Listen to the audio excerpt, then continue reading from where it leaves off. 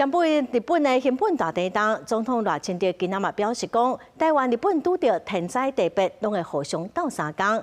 咱國外交部嘛已經有成立捐款的專戶，總統鼓勵產業界、企業界甲個人會當發揮愛心來捐款，嘛強調講，只要日本有需要，台灣的搜救隊會當隨出發。日本熊本有發生大地震，現在也傳出災情。過去台灣地震的時候都稱過，日本給予我們多方的協助跟關心。當然，過去日本地震的時候，台灣也給予支持。台軍呢，遭逢天災地變，都會互相幫忙。